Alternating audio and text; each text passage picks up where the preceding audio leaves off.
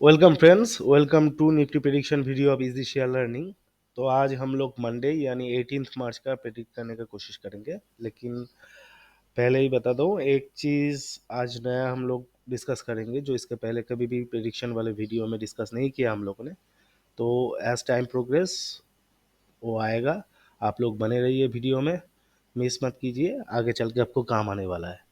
तो पहले हम लोग डिस्कस कर लेंगे कि फ्राइडे के लिए हम लोगों ने क्या प्रेडिक्ट किया था। तो वहाँ पे मैं बता दूँ, इसके पहले भी मैंने बताया और फिर अभी भी बता रहा हूँ कि मेरे वीडियोस के थंबनेल पोस्ट को ज़रूर गौर से नोटिस कीजिएगा, क्योंकि वहाँ पे एक अच्छा खासा हिंट रहता है मार्केट डिरेक्शन के बारे में। तो फ्राइडे का जो वीडियो था उसमें हमने लिखा था कि डेट कैट बाउंस। तो डेट कैट बाउंस मतलब क्या होता है? एक बाउंस जो सडनली होता है, थोड़ा फास्ट होता है, लेकिन वो सस्टेनेबल नहीं होता है, वापस नीचे आने का चांसेस बहुत हाई रहता है, तो उसको डेट कैट बाउंस बोला जाता है। तो हम लोगों ने डेट कैट बाउंस बताया था और ये भी बताया कि 22,200 के आसपास से निफ्टी नीचे आएगा।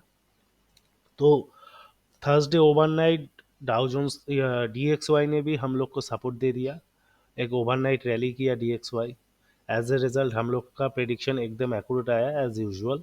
जैसे आप देख सकते हैं ऊपर की तरफ से काफ़ी लोगों ने थर्सडे लेट आवर्स में एक रिवर्सल हो गया समझ के काफ़ी लॉन्ग पोजीशंस लिए होंगे।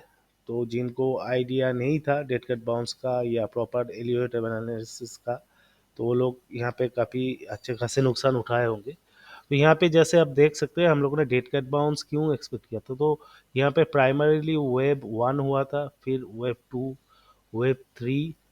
तो वेव 3 के बाद 4 एंड 5 आना ही है। तो wave 4 was the dead cat bounce and 5 नीचे आना ही था। तो अगर आपको एलियट वेव नहीं पता था तो आप यहाँ पे भी लॉन्ग पोजीशन बना के बैठे रहते। तो इसलिए सब तरह का टेक्निकल एनालिसिस सिर्फ support resistance RSI moving average से नहीं होता है। हर तरह का टेक्निकल एनालिसिस को अप्लाई करना पड़ता है कि सब तरफ से क्या मेरे को इंडिकेशन आ रहा है। तो हम लोगों ने उसी बेसिस पे डिस्कस किया था कि वेव 5 नीचे के तरफ में आ सकता है। अभी देखिए वेव 5 भी 5 इंटरमीडिएट वेव्स में डिवाइडेड है। तो यहाँ पे वेव 1 2 3 4 5 जस्ट ओपन डाउन। तो ये नीचे ये वाला जो लो है आपका 21,930 तक भी आ सकता है इन प्राइमरी केस। उसके बाद ये स्ट्रॉन्ग सपोर्ट जो है हम लोग का 21,860 वहाँ तक भी आ सकता है। And in worst case scenario ये 21,730 या 668 तक आ सकता है। लेकिन मेरा पर्सनली मानना है कि ये वाला सपोर्ट होल्ड करना चाहिए। तो अगर ये कंप्लीट होता है तो प्राइमरीली हम लोग टोटल डाउनफॉल जो लास्ट 3-4 दिन से हो रहा है फ्रॉम 11th मार्च, इसको हम एक प्राइमरीली वेव 1 या वेव ए पकड़ेंगे। हम अभी एक चैनल बुलिश चैनल मेंटेन कर रहे हैं, तो इसको हम लोग प्राइमरीली वेब ए ही पकड़ेंगे। तो उसके बाद वेब बी रिट्रेसिव आएगा, मतलब यहाँ से सपोर्ट ले चाहे यहाँ से सपोर्ट ले, चाहे 21,730 या 668 तक आए मार्केट, उसके बाद ऊपर ही चढ़ना है। वहाँ पे हम लोग का प्राइमरी रेजिस्टेंस है 22,226 से 68, उसके बाद 22,400 एंड देन 22,530। बट यहाँ पे भी मैं बोल दूँ कि ये वाला रेजिस्टेंस जो है ये वेरी टफ टू क्रॉस, ये क्रॉस नहीं करना चाहिए। तो यहाँ पे जो भी बाउंस आएगा उस बाउंस को भी हम लोग किसी भी तरह का बैड लॉन्ग पोजीशन या ट्रैप पोजीशन को एग्जिट करने के लिए यूज़ करेंगे, और किसी भी तरह का लॉन्ग पोजीशन में हम लोग ट्रेलिंग स्टॉप लॉस ज़रूर मेंटेन करेंगे। तो ओवरऑल सिनेरियो ये रहा कि trend is down. Immediately Monday primarily थोड़ा बियरिश हो सकता है, लेकिन लेट आवर से या सपोर्ट रीच करने के बाद से तुरंत रिकवरी आना चाहिए और ऊपर की तरफ करीब करीब 300 टू 400 पॉइंट्स का एक रिकवरी होना चाहिए निफ्टी में।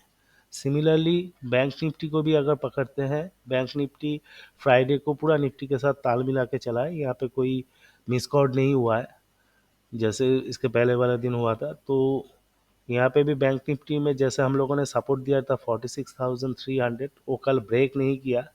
कल दिन भर वहाँ से सपोर्ट लेके लेट आवर्स में बाउंस किया, उसके बाद एकदम फाइनल आवर्स में फिर नीचे की तरफ में ओपन डाउन मूव दिया है तो अभी 46,300 and then 46,200 is the support. तो वो सपोर्ट निफ्टी का 21,860 की इक्विवेलेंट है। और अगर वो सपोर्ट ब्रेक करने पर बैंक निफ्टी नीचे 45,670 तक कहीं पे भी आ सकता है।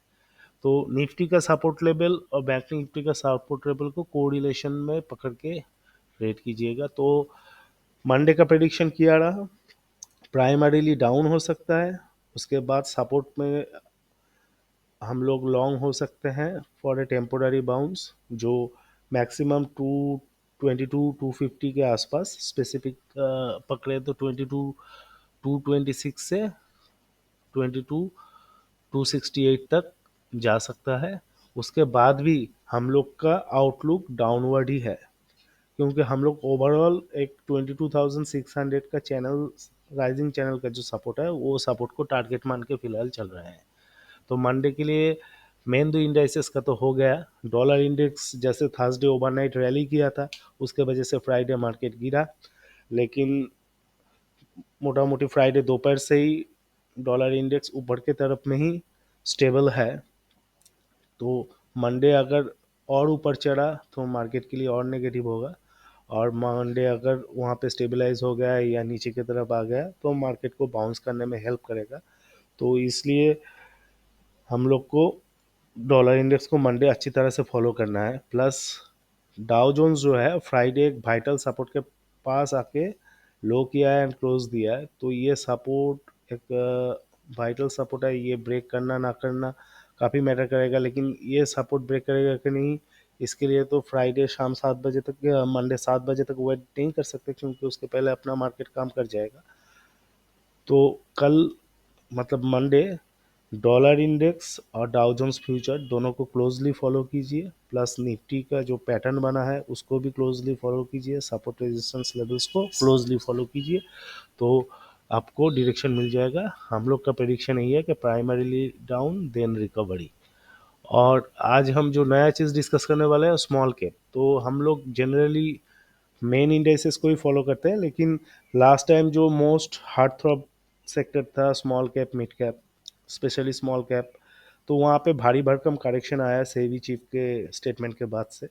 तो यहाँ पे हम लोग देखेंगे कि कहाँ तक आ सकता है, क्या क्या मूवमेंट बना है। तो हम लोगों ने प्राइमरीली वेव 1 2 3 4 मेंशन किया हुआ है। तो 4 का जो रिट्रेसमेंट लेवल सपोर्ट फाइनल है आपका अराउंड 39,600।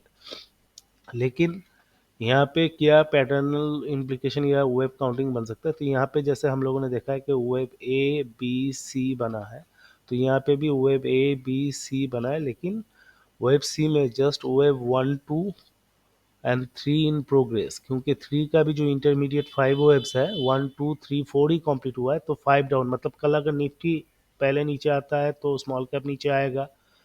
तो वेब 3 कंप्लीट हो गया स्मॉल कैप का, उसके बाद निफ्टी ऊपर चढ़ा तो स्मॉल कैप भी ऊपर चढ़ेगा। तो मतलब वेब 4 कंप्लीट हो गया स्मॉल कैप का। उसके बाद निफ्टी अगर 21,600 तक आता है तो स्मॉल कैप वापस ये सपोर्ट तक आएगा, तो जिससे small cap as well Nifty सबका wave counting and retracement properly complete होगा। अभी उसके बाद जाके ब्रेक डाउन होगा कि सपोर्ट लेके ऊपर वापस रैली होगा, उसका अभी काफ़ी टाइम है। लेकिन फिलहाल के लिए हम लोग सजेस्ट करेंगे इमीडिएटली स्मॉल कैप में कोई लॉन्ग पोजीशन नहीं बनाया जाए। नीचे की तरफ में आता है तो हल्का बुलिश हो सकते हैं with strict stop loss. Upside कैसे भी हो 43,000 के आसपास ही, ये भी ऐसी स्मॉल कैप है। ओके, तो 43,000 के ऊपर नहीं जाना चाहिए until the bottom is made. तो बॉर्डर मार्केट के लिए हम लोग ये व्यू दे दिए हैं, तो इसको ठीक ठाक से फॉलो कीजिए। अगर वीडियो अच्छा लगा है, हम लोग का प्रेडिक्शन आपको काम आया है, तो please like share and subscribe. Thank you.